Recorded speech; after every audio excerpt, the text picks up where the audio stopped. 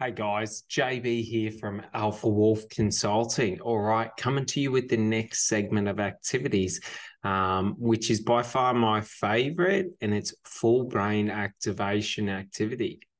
So, what we got to understand, okay, is what is full brain activation? Okay, and the simple way is, okay, that I put it is right now I'm in my conscious brain. So I'm thinking about what I say and I'm talking to you and I'm talking out of logic and reason. Okay. So what is the other side? The other side is our emotions. Okay. So full brain activation is a form of Psych K.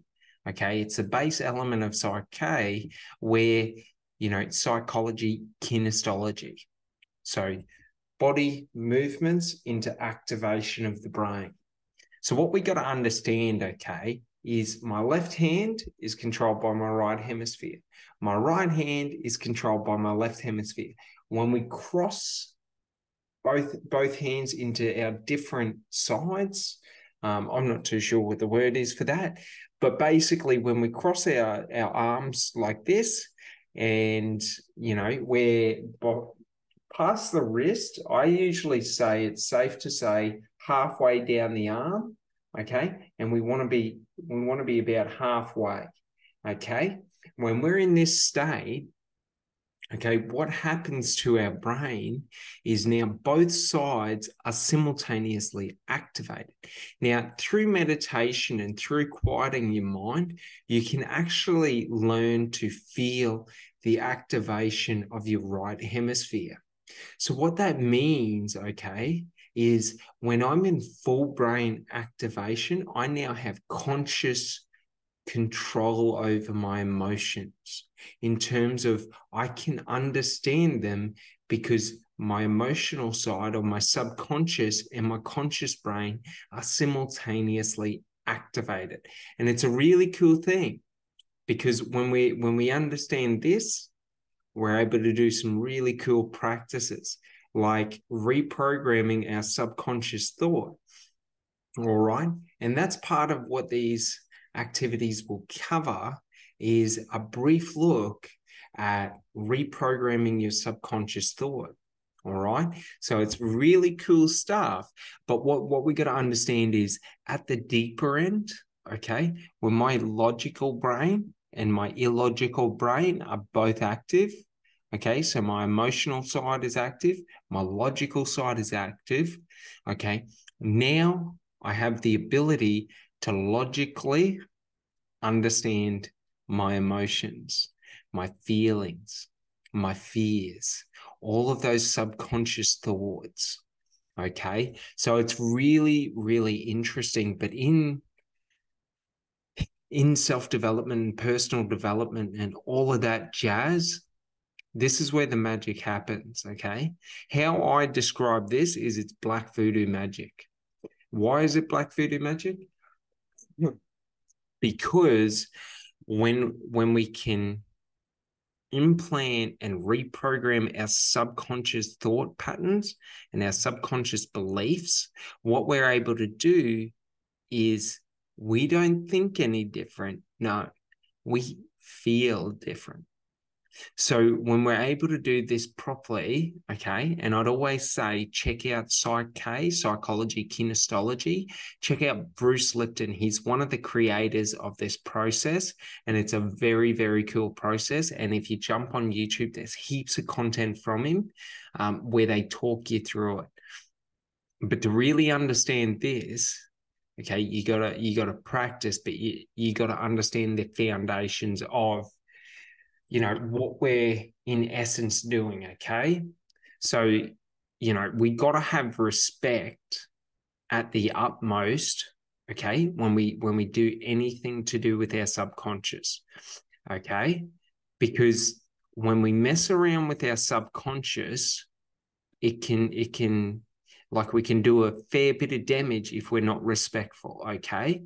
So, what we got to understand, okay, is if we try and do these practices without fully understanding the power of them, we can do a lot of damage in the sense that we can entrench negative thought patterns and entrench negative beliefs into our subconscious. And we don't want to do that. So we want to be very, very consciously aware.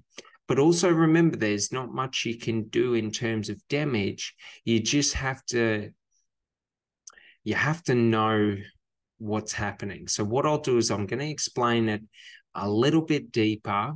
But first, we've got to understand, how our psychology constructs our mind.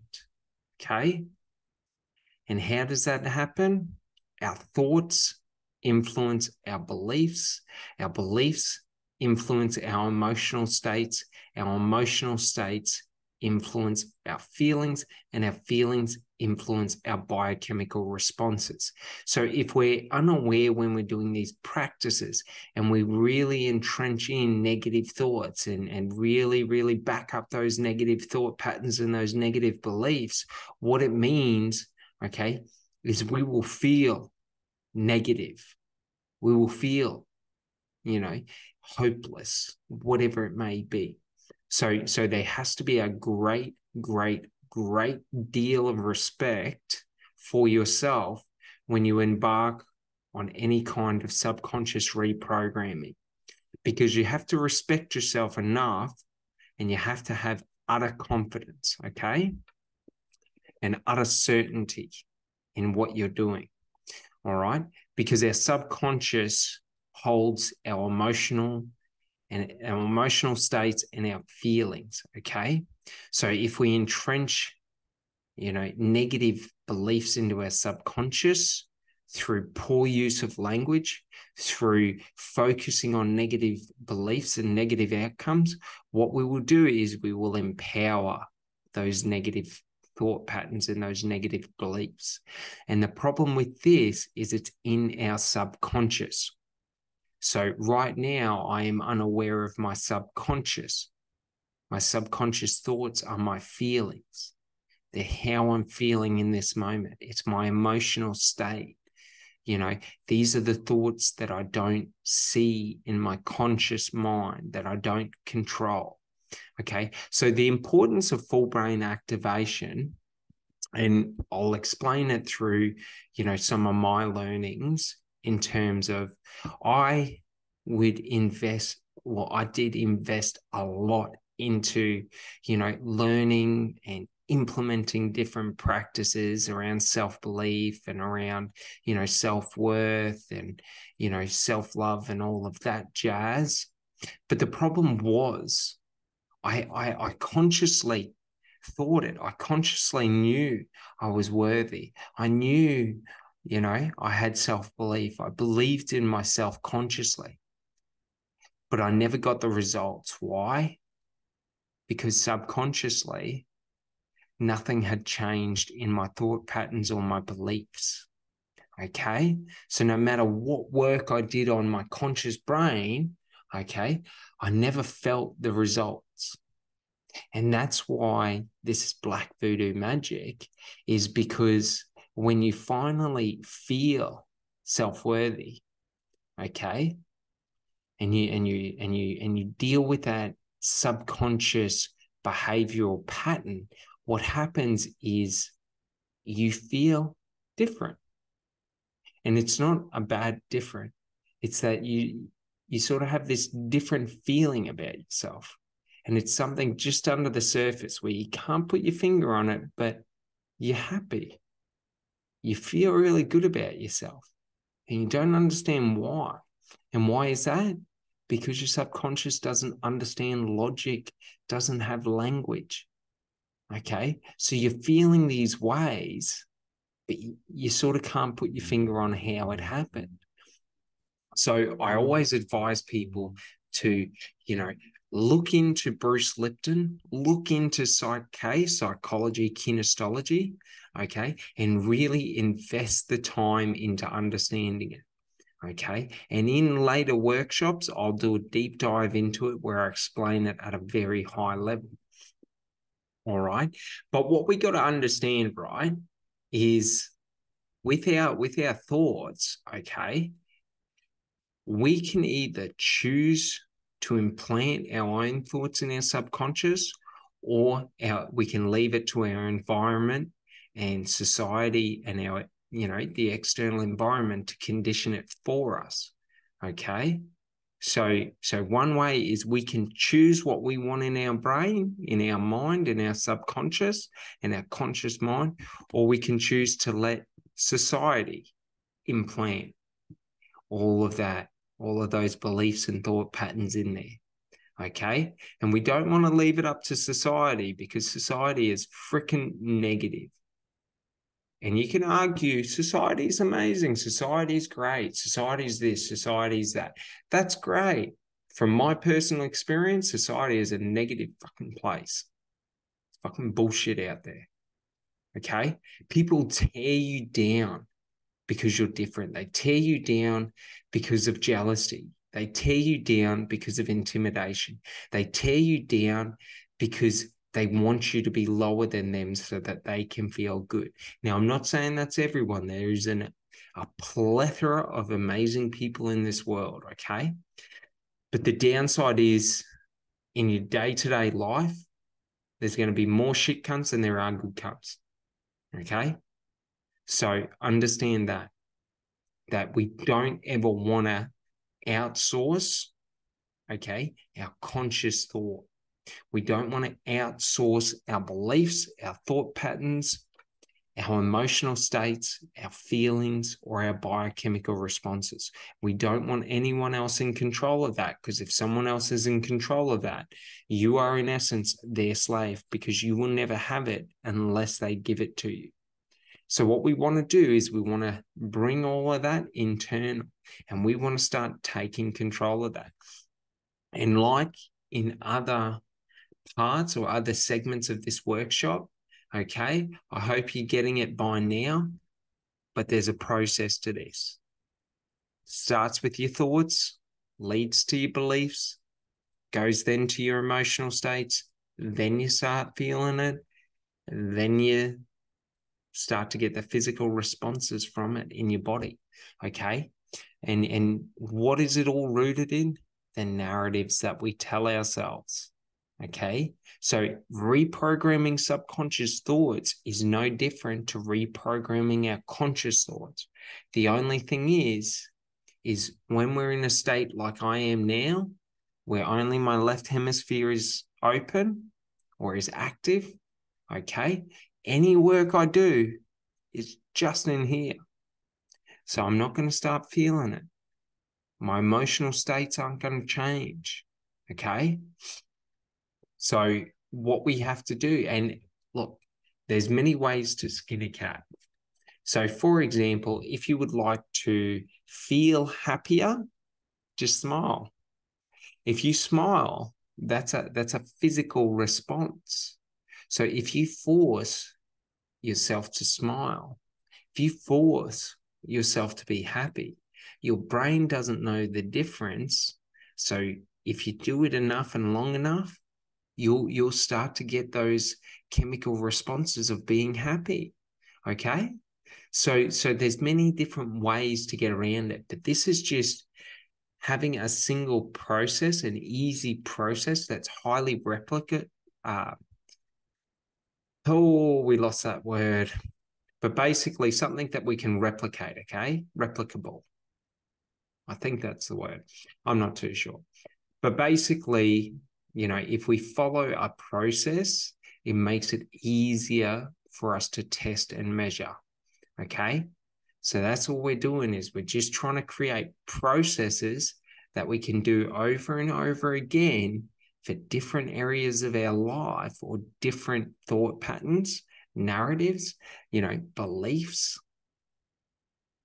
emotional states and feelings. But what we got to understand, okay, is generally our emotional states and our feelings are results. Okay. So it's not that like I can't just put myself into a happy emotional state and just go, I'm happy now. It doesn't work like that. There are certain things that we have to do to get that result. So, for example, like I explained, smiling. Smiling's one of them.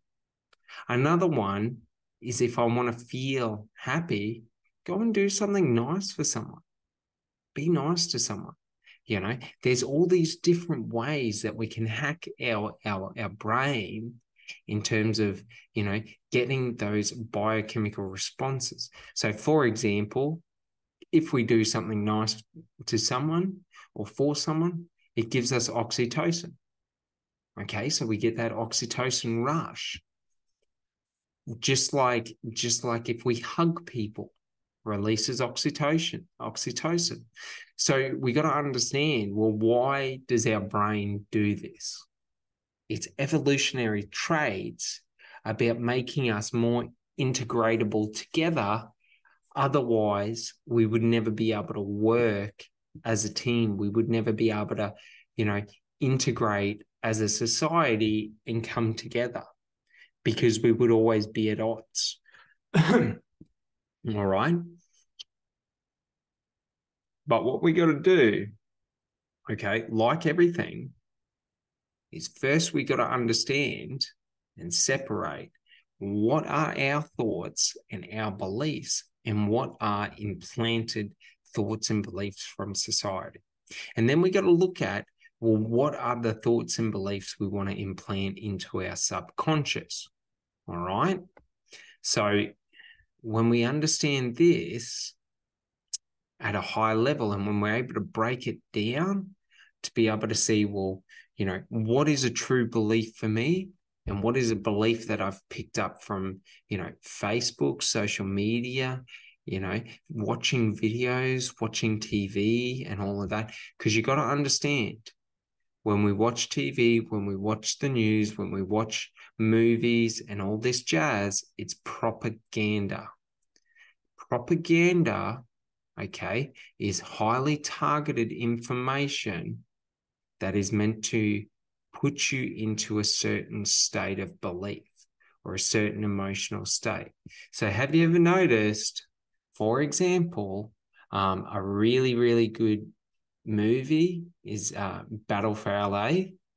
So if you watch Battle for LA, okay, that is propaganda directed at the military in America.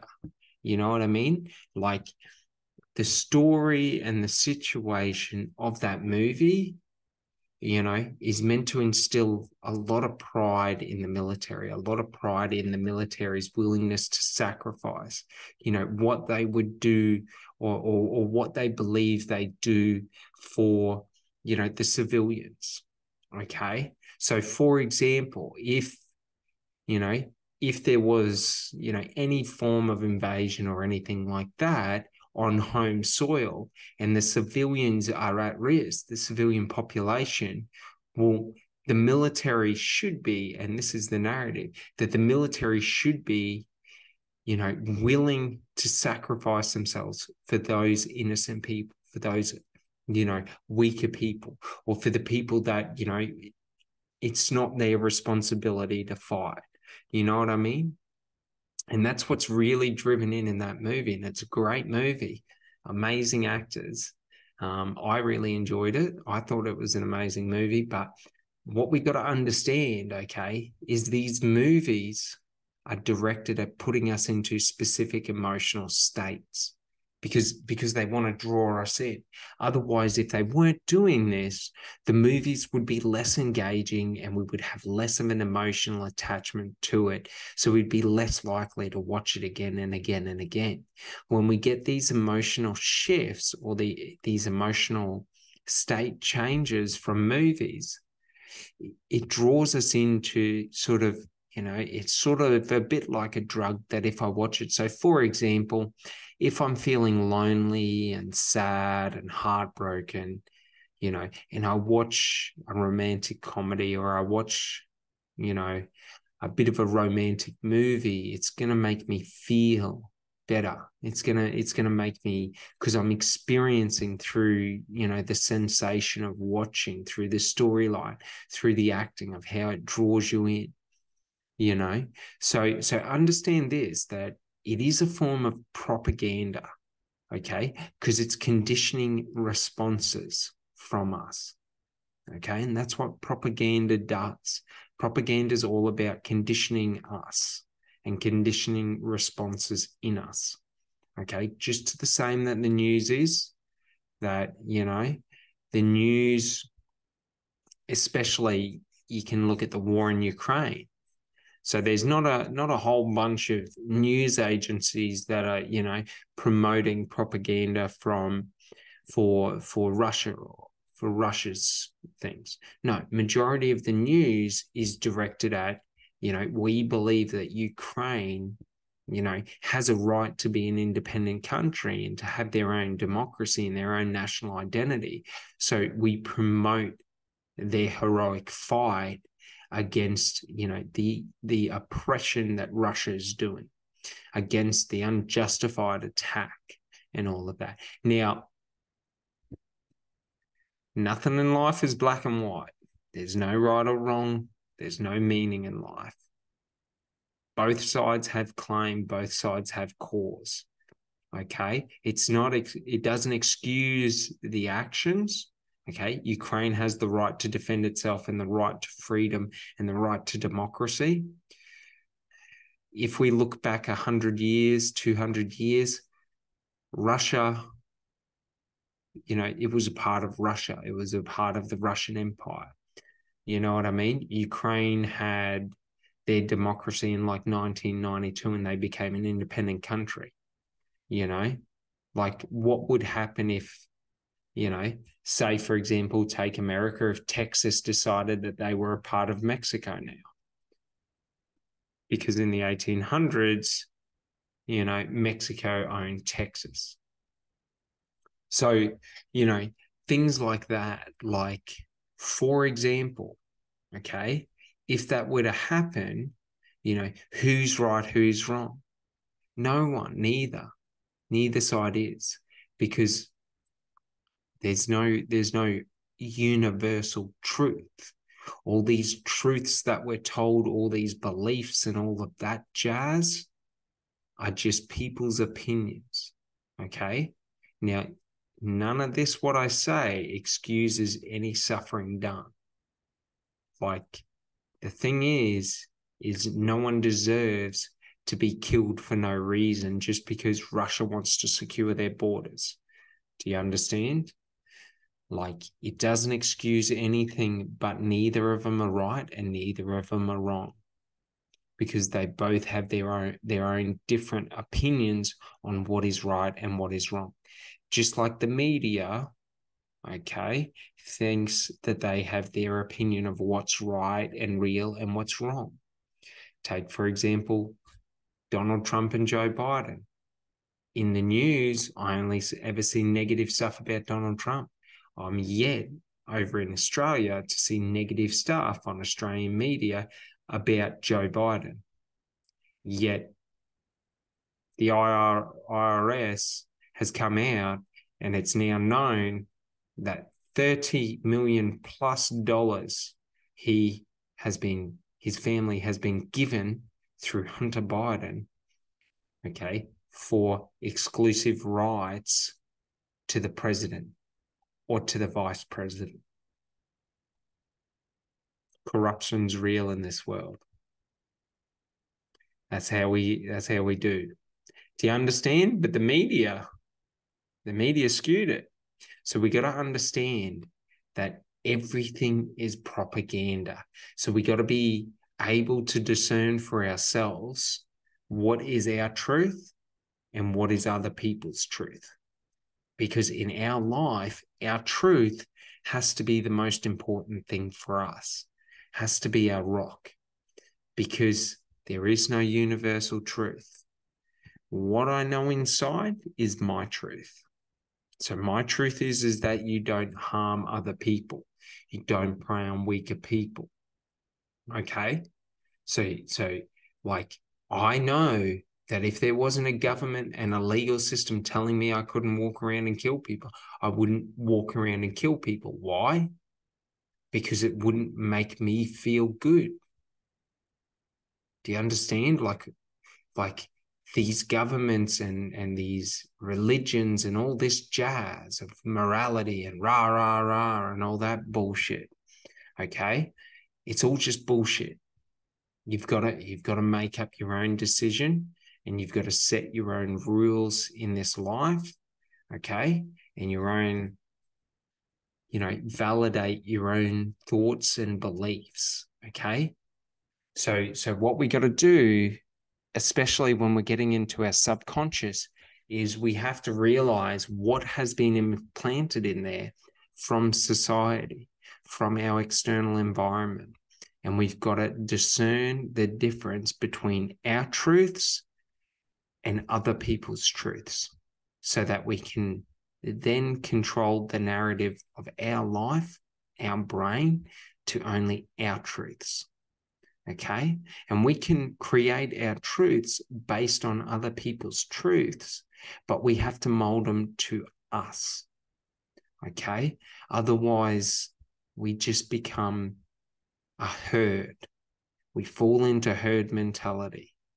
Okay. And we just follow the leader because the leader's the leader. Not a good way to live. Not a good way that our world works. Because when we give all of our power to one person, that person becomes corrupt.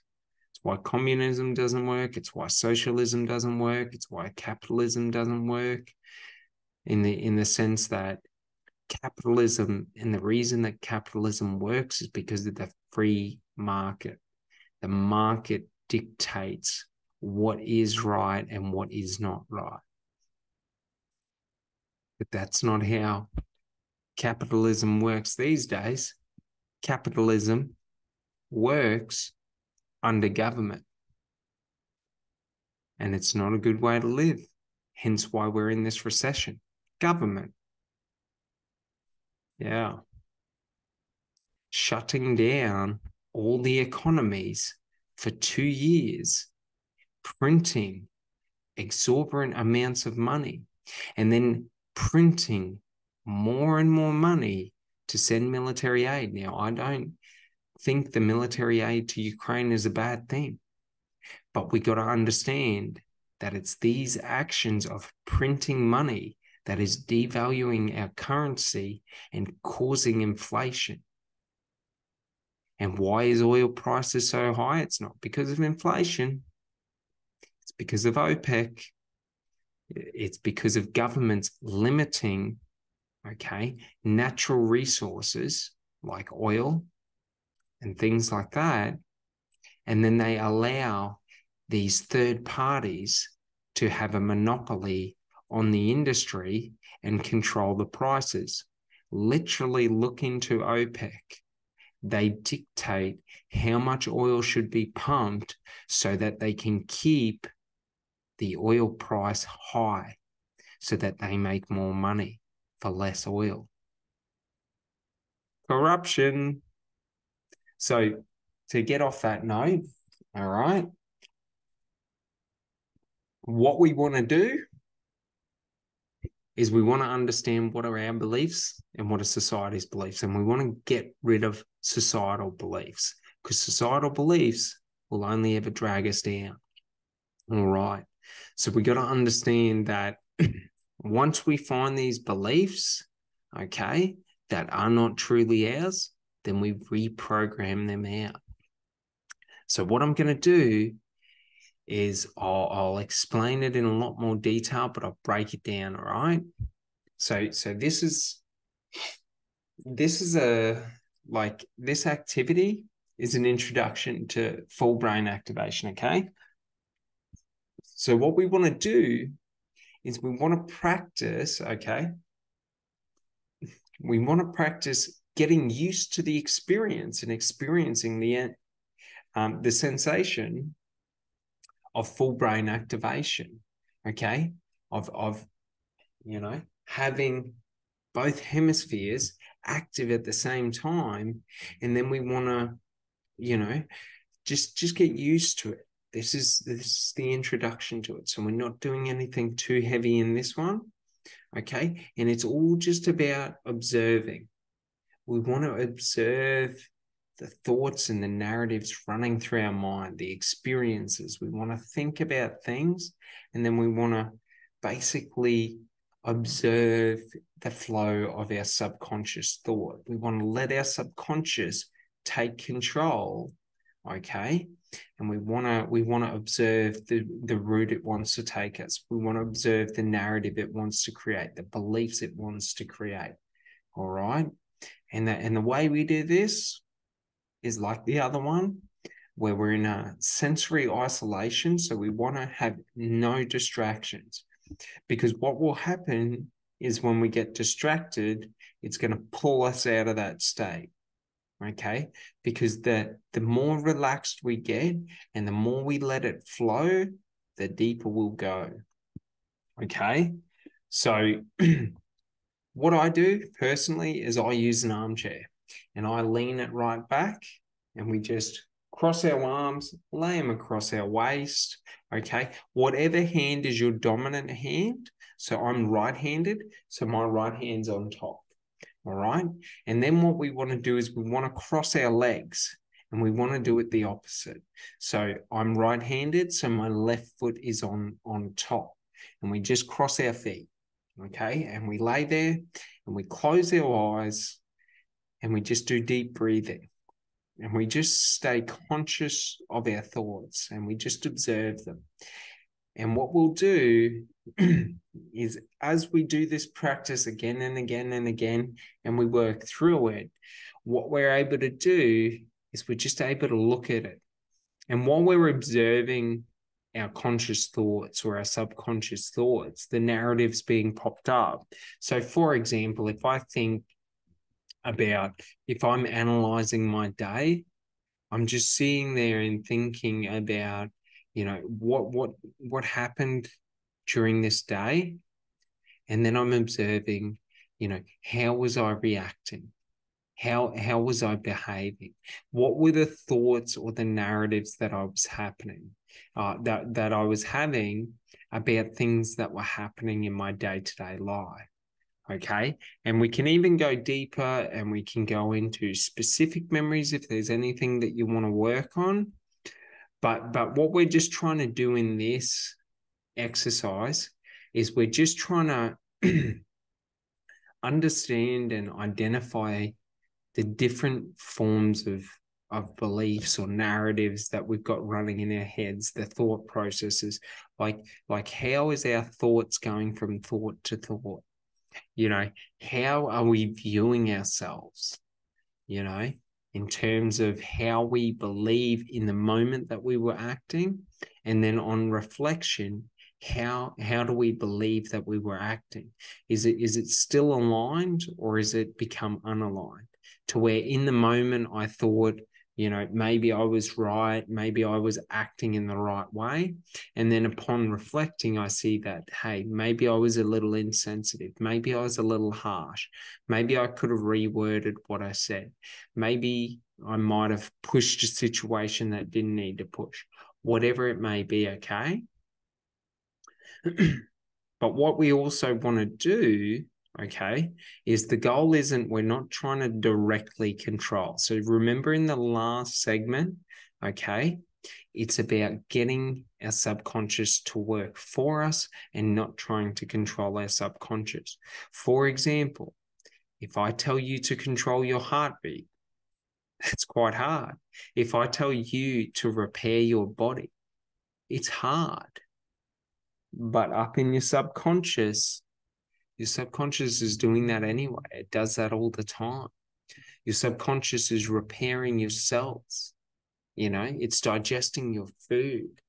It's continuously having breath go in and out. It's hearing. Because consciously, I don't think about hearing to hear. I hear, and then it's processed, and then the thought comes. So what we got to understand is that our subconscious is acting so much quicker than our conscious brain. Okay.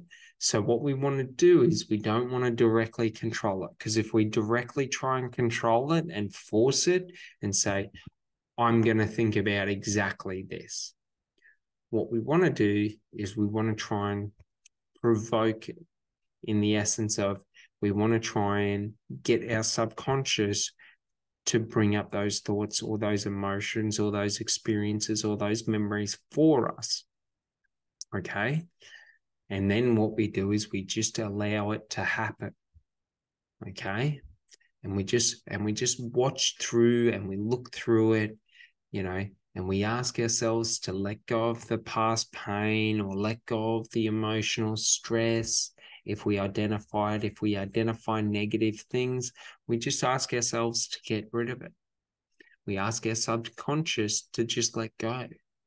And what we're able to do, okay, is if we ask our subconscious to forget about something and take it out of our subconscious memory, well, what will happen is it'll let go.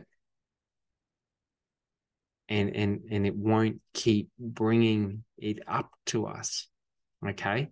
Now, another thing you can do if you want to get a little bit more sensory deprivation is I personally listen to Hertz music. So I'll listen to just frequencies because I'm able to, focus my conscious thought on that sound, okay, or that frequency, and allow my subconscious to just work. But what it also does is it stops me from hearing anything in my external environment. So it makes it much easier to fall deeper into that state. Okay. So that's just a little thing to do. I prefer that over personally doing it without, because when I do it without, if a car drives past, if someone's talking, if this or that happens, if a noise happens, like a bird on the roof or something, like I have ADHD, so my attention goes straight to whatever I hear. So it's very difficult for me to sort of shut that down. So I find that if I have, just one sound, and why I listen to Hertz music is just because it's just like do, that sort of a sound, like just one sound, a monotone.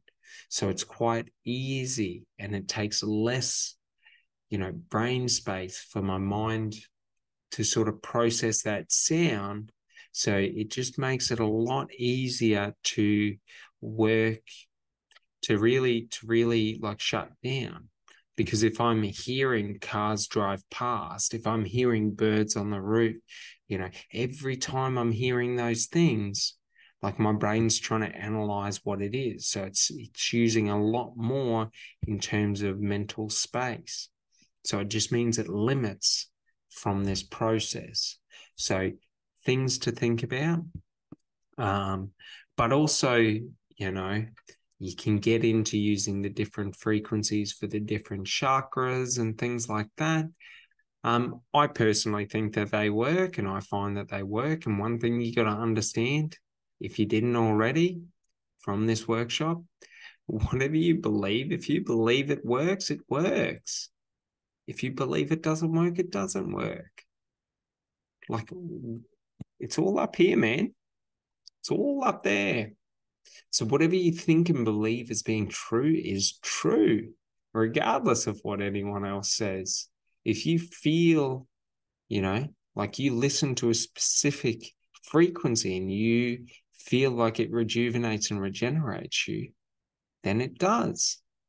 Because you don't need to validate externally, because there's no metric outside in the external world that says this works at XYZ. Come now. That's all just bullshit. Whatever you feel up here is what's real to you, because you're creating everything out here. Because I put this to you. You see a tree and it's green. You see the sky and it's blue. How do you know what blue is? Because someone told you that is blue? Like, your brain isn't downloaded with this list of universal truths and universal metric scales of this is this and that is that. It's all just what other people told you was real and told you to believe was real? Like, who knows? Maybe I look at the sky and I see a certain shade of blue. You look at the same sky and see a different shade of blue. Who knows? The only way you'd know is if we switched eyes and we looked up and it was exactly the same. But that's not possible. So, who knows? All right. But we're going to get deeper now into understanding the two identities. Okay? Our conscious mind and our subconscious mind, and the importance of this.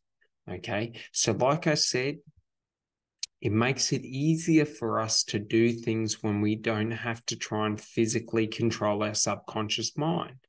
So when we don't have to physically control our subconscious mind, when we give it a separate identity, now we can visualize that identity and request that identity help us, aid us, do stuff for us. All right.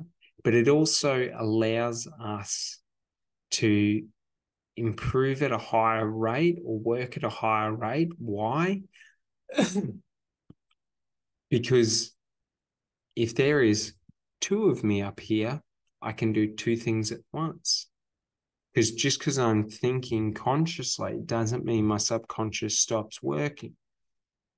So if I have an identity for my subconscious, I can consciously work on what I'm working, and I can delegate out to my subconscious to work on what my subconscious is working about. And now you could say, oh, that's, BS bullshit. That's not real. Cool story. Say that all you want. For me, it works. So I don't really care. You know what I mean? It doesn't matter, because that's what this workshop's all about, is that if I think and believe it works for me, it works for me. Regardless, I get the same results. I get the results I want. So it's all G. It's all good. If you want to think that it doesn't work and it's not real, cool story. Good luck getting the same results as me. You know what I mean? So when we're able to delegate out, it makes it a lot easier. But also, I'll tell you a bit about how I came to create this second identity. And it comes from this. In many situations in life, you will be put in situations where survival is a must.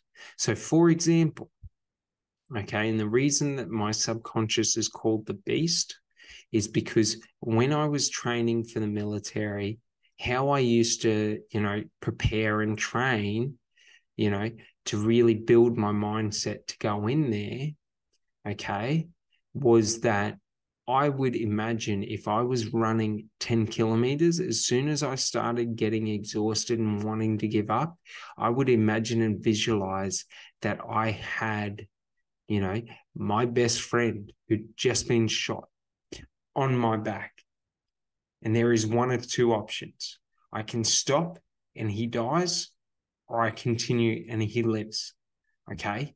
So I would create these scenarios to push myself out of what was humanly possible, or what was humanly possible for me into a heightened state.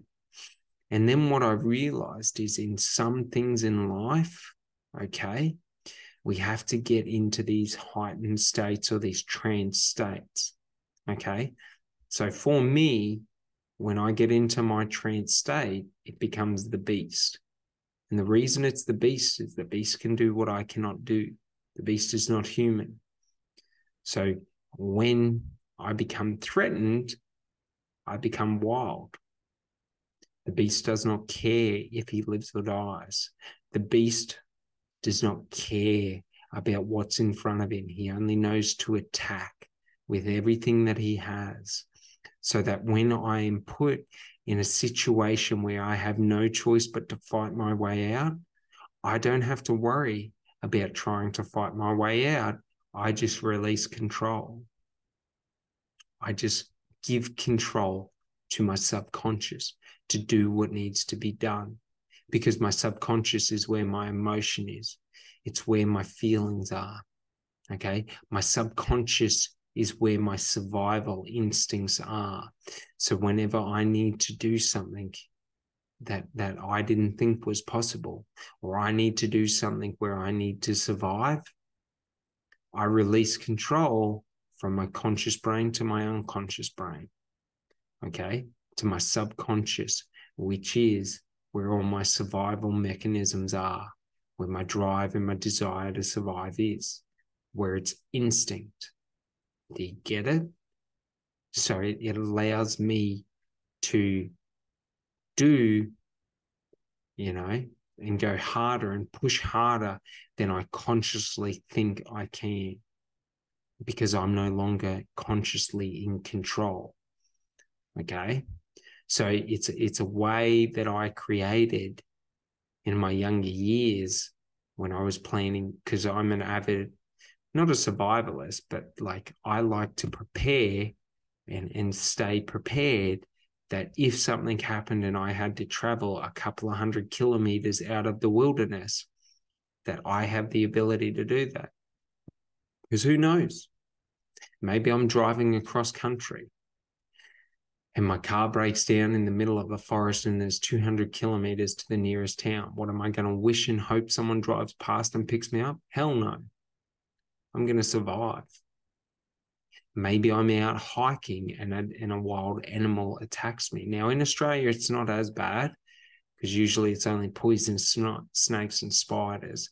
But, if we were in North America, you got bears and wolves. Now, granted, in a fist fight, we're probably not beating a bear. In a fist fight, we're probably not beating a wolf, but I am prey. They are predators. If you run, they will run you down. So I would rather stand and fight. You know what I mean? Like, that's the thing, is in my making of fight or flight internally in me, my natural instinct is to fight aggressively. When I feel fear, my reaction is to aggressively attack. That's just my subconscious, how my brain's developed, is that I attack. So the way that I developed as a young teenager and a young adult was I had a lot of aggression and anger. And I wanted to go to the military and I wanted to, go to combat and die in combat. My goal was never to live past 24. My goal was to die before 24 because of conditioning, because of, movies, because of, all the war glory and all of that. Okay. And the moment Australia goes to war with China, I'm jumping on that ship and I'm going over there, because for me, it just feels like home. It would be home for me, because the point isn't to survive. The point's just to enjoy, So like, that's the thing. My subconscious is crazy in that aspect of, when I'm in a situation like that, my subconscious takes over and is the beast.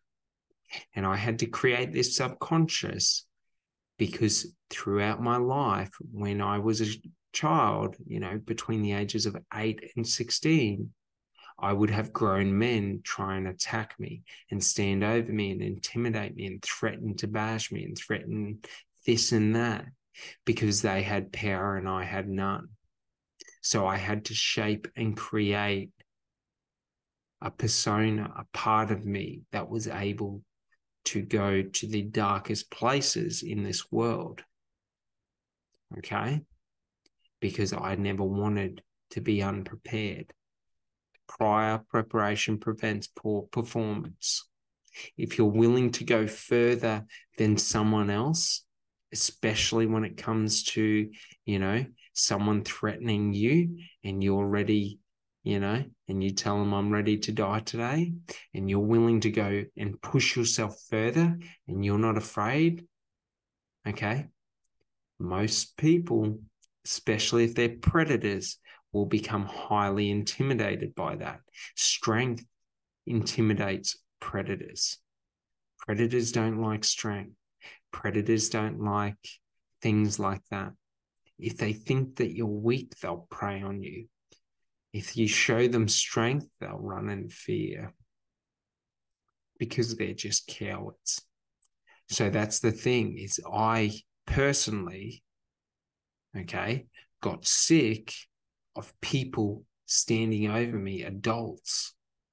So I had to create a part of my mind that was willing to go to the darkest places in this world with a smile on my face. Okay. So that's why, for me personally, my subconscious is the beast, because at any point in time, I can bring that darkness out of me, that anger, that rage. Okay. It's not that I walk around angry all day. I'm the happiest person. But if push comes to shove and need is there, I have that in me. So that's what I found was a powerful thing, was by creating this persona or this second identity. When situations come up, I don't need to worry, because there's a part of me that will take control, that will do that for me. All right. But the other thing is it doesn't have to be like that, but I would always implore it to be, because if you're, something happens and God forbid you're stuck in the wild and there's large predators, yeah, you want to be able to grab a stick, snap it, create a spear, and if it's a wolf, you shove that spear through that wolf's mouth, through the back of its head, and you just keep attacking regardless of it. If it's a bear, you just attack. It's going to outrun you. You know what I mean? It's going to do whatever it does. And personally, I would rather die fighting than to die cowering, wishing and hoping for something to save me. I'm okay if an animal kills me, that's life. Like, our world is not a safe, precious place. There are predators in the wilderness, just like there are predators in the city and society. I just choose that should they try and prey on me, I'm going to make them earn this meal. Yeah. So that's a good thing to understand, okay, is it doesn't ever have to be like that for you, okay? That's just what I chose, because I personally find comfort in mastery and preparation, in always being prepared for whatever situation comes. Now, it doesn't mean that, I am a good fighter. It doesn't mean, that I am this or I am that or I am anything special. No, it just means push come to shove, I will cheat to win. I will do whatever it takes to win. Do you get it? Like, as they used to say, all right, with knights are chivalrous in the street, but when it comes to warfare, there is no such thing as honor and chivalry. It is the most gruesome, brutal, barbaric aspect of humanity. Okay. So we got to understand that, like, it's all good in the street, that everything's happy and peaceful, but sometimes there may be situations where you need to go to that darkest place in your mind, in your soul, in your being, to survive. All right. So this is a really good practice to get off of that topic, but I just wanted to explain it to you so you didn't think I was crazy. All right. It just comes from a willingness to survive, a willingness to go further than others. because that's what will save you, and it's what will save me in anything. All right. All right. So to understand this in a bit of a higher level, okay, what we're able to do is by doing this practice of full brain activation, all right, we're able to ask our subconscious to do a couple of cool things that I get my subconscious to do, like recall information for me, okay, to help me understand things better, to give me a second perspective, all right, to help me repair my physical body. Because like your subconscious repairs your body all the time. When you cut your hand, you don't have to think about the cells that are going there, but your subconscious does. So if you can get your subconscious on board, you can repair your body at a higher rate. All right. You know, your mental landscape, you know, you can help it to build your mental landscape or to clear out your mental landscape. Maybe there's things that are affecting you or bringing you down, or, you know, gnawing at or eroding who you are as a person from the inside out. You're able to use your subconscious to root those things out, find them, and show them to you. Okay? But you can't do it normally. So I can't just ask my subconscious to show me things, because right now my subconscious isn't activated, right? But when I do this, my subconscious and my conscious brain are both active at the same time.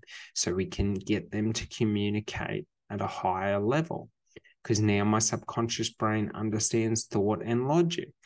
So should I ask it to do something, it's able to do it. Now, you may think that that's all just make believe. And as I will always say, good for you.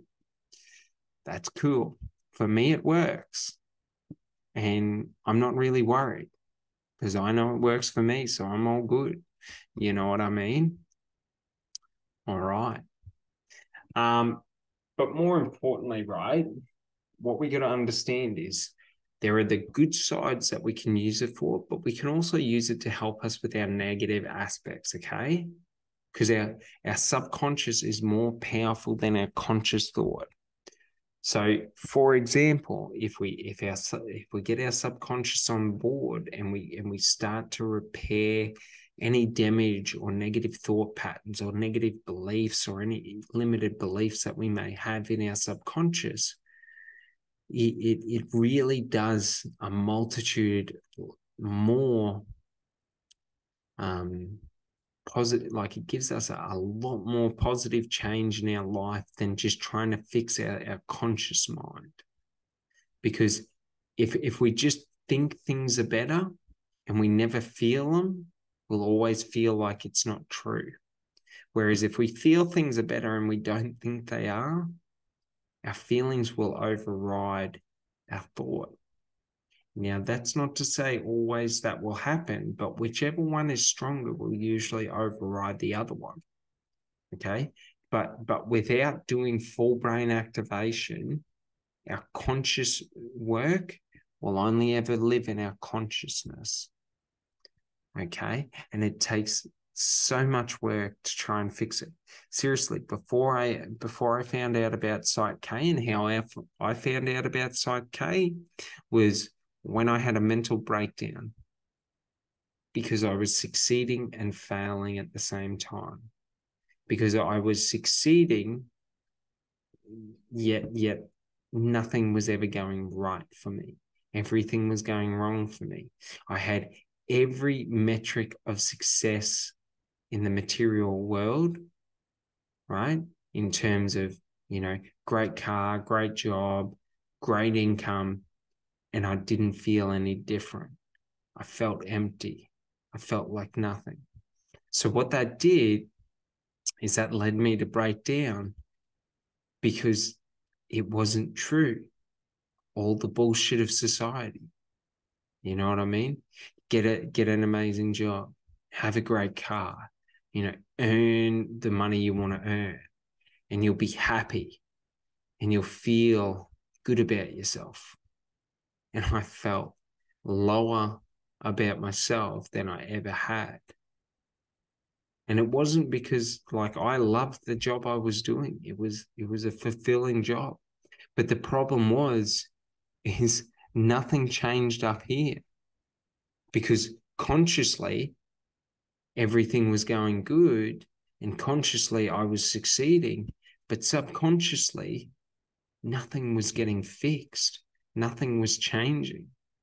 And that was the funny thing, is how can you be, having everyone else's metrics of success, yet you feel empty and like a failure in yourself, and you never feel worthy and you never feel good about yourself. Do you get it?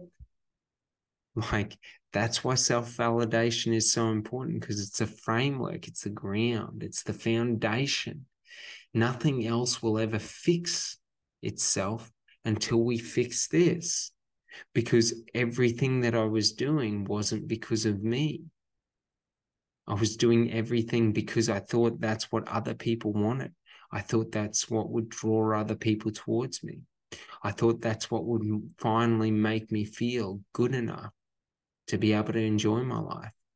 And the funny thing is once I fixed up here, my external environment didn't matter. It didn't matter what money I made. It didn't matter what car I drove. It didn't matter what clothes I wore, where I went to eat, and all this bullshit of society. None of that mattered, because up here I was right. Up here I was good. I knew what I wanted in life. Okay? But the thing is, before I learned Psych K and found Psych K, I had nothing. Because no matter how much success I had, okay, all that ever happened was I had negative behavioral manifestations. Earn great money, do a lot of drugs. Earn great money, drink yourself to death. Earn great money, have very shallow and limited relationships that aren't based in connection, that are based in just materialism, and that are based in,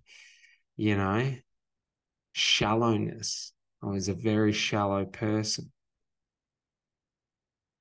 Yeah, it was a miserable life. So I hope you got something from this, and I hope you start to realize that when we get up here, right, nothing outside matters, because we're already set. So now we can start figuring out, what is it that we want in our life? What makes us happy? What makes us joyful? And what lights us up? And we can start moving towards that, so that every day of our life we wake up and we're living our best life. All right. Have a great day, and I'll talk to you later. Thanks so much. Bye.